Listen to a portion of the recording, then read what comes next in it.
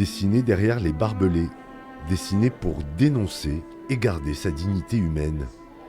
À la Maison Carré de Naï, les coups de crayon du catalan Josep Bartoli, combattant républicain et fondateur d'un syndicat de dessinateurs de presse, plongent les visiteurs dans les horreurs de la guerre et des camps d'internement français.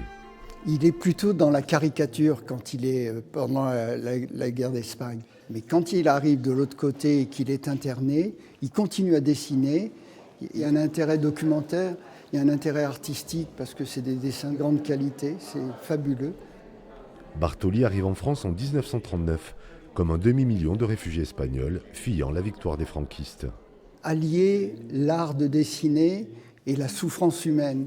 Et la force de ces dessins, elle est là, quoi, dans ce tragique destin et dans les conditions matérielles, la faim, le froid.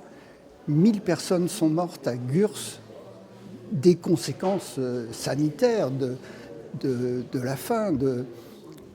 C'est terrible. Bartoli réussira à s'évader et n'ira jamais à Gurs, mais d'autres dessinateurs témoigneront. Des œuvres rassemblées et conservées par l'infirmière du Secours suisse à Gurs, Elsbeth Kasser.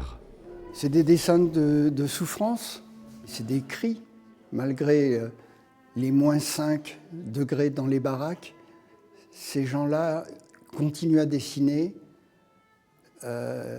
survivent peut-être même grâce à ça.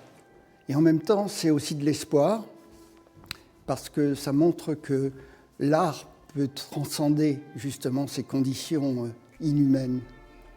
Dans l'enfer de la détention, par leurs dessins, ces artistes, confirmés ou amateurs, n'auront eu de cesse de livrer la bataille du courage, à toute épreuve.